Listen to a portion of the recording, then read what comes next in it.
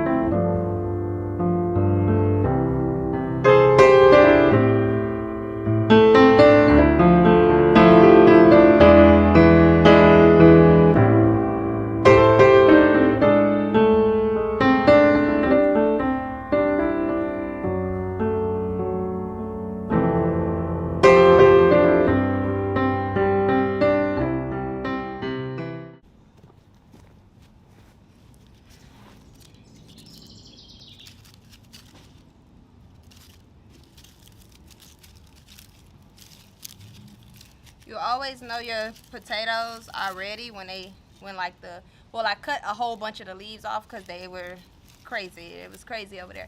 But when the stems and the leaves start dying and turning brown, that's a sign that the potatoes are ready. These are white potatoes, so I'm gonna replant the same ones. Put them in a bag, let them start to get the slips on them, and then I should probably have on 2 gloves, but whatever. Let them get the slips on them and then plant them again.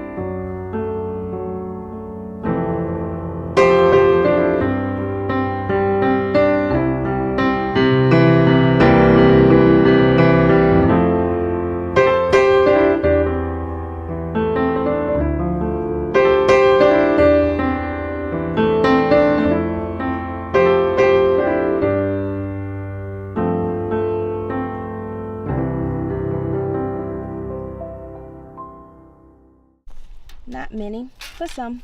I'm just gonna let these grow little eyes on them and then replant them. And now I'm about to stake all these tomatoes. Y'all see this? The rain and the wind did this to them, so they're all leaning. I'm gonna stake them on these green things. Yeah. So y'all, as I was staking one of my tomato plants, that one right there, it broke. So this is the part of gardening that sucks. And I created some more space by moving them around. I staked them up. As you can see, these are all the brandywines. So when the wind and the storms come this week, this should give them some support. And then these are struggling, like the leaves. I gotta figure out what's wrong with these tomato plants. These, majority of the younger ones are fine, but it's these older ones that are struggling. They're producing lots of tomatoes, as you can see, but see, there's no leaves. But I am done for tonight, and let me show y'all this melon before I go. Look at that. That is a snow leopard melon. Excited. So I am making some vanilla extract from scratch, like homemade vanilla extract. You basically need some vanilla bean pods. This is grade B. You can use grade A, but grade B is what should be used for vanilla extract. You need a bottle to put it in, and you need alcohol. A lot of people use vodka. I'm gonna use rum to make this. So, and then you're gonna let it sit for at a minimum 6 months, but I'm gonna probably let mine sit for a year to let it be really potent and strong. So come on, let's make vanilla bean extract.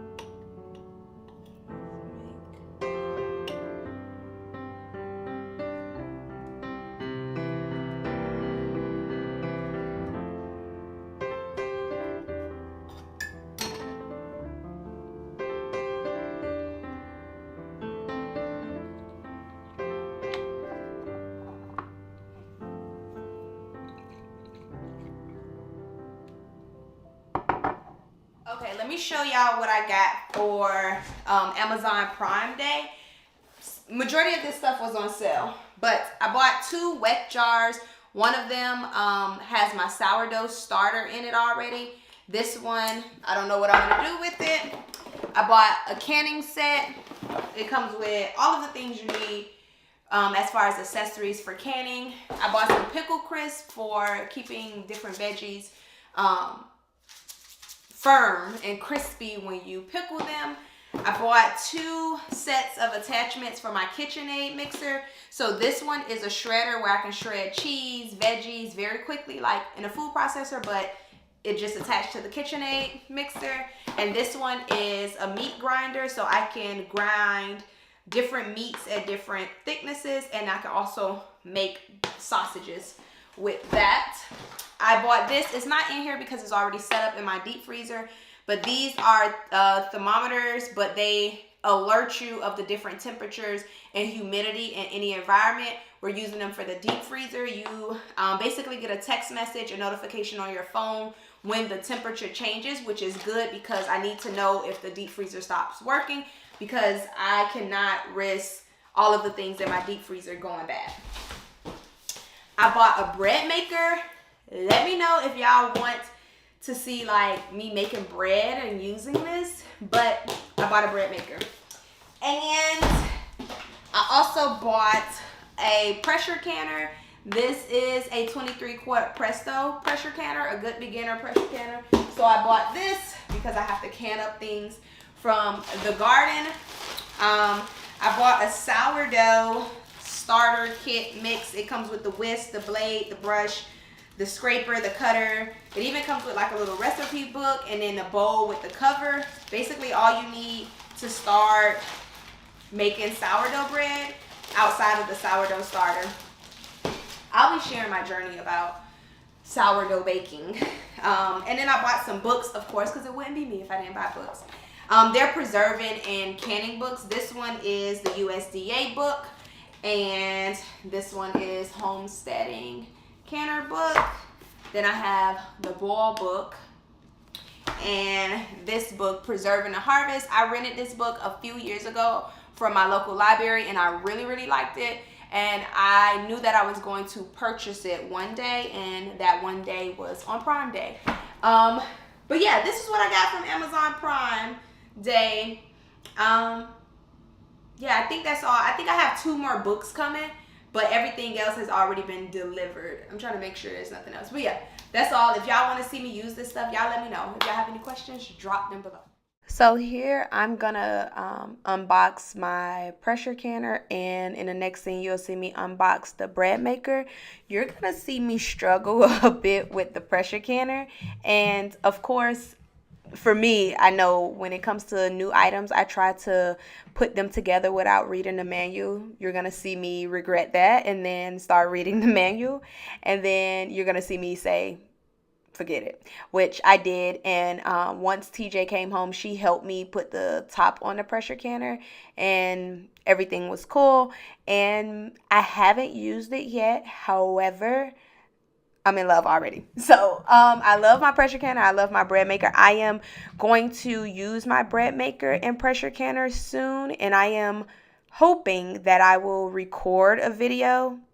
I'm hoping. I'm going to record a video and show y'all like the first time I use my pressure canner and the first time I use my bread maker. So if y'all have any tips, suggestions with those two, feel free to leave them below. And if y'all have any recipes for the bread maker that you think I should make, let me know and I will make it and include it in the videos.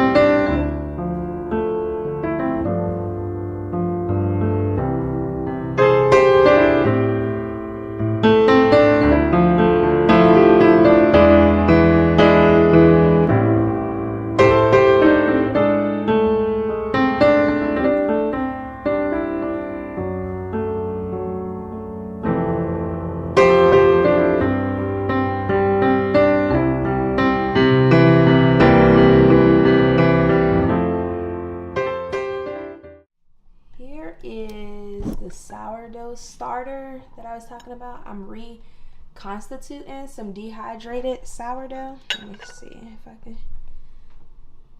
Yeah, and I'll show y'all the process of it.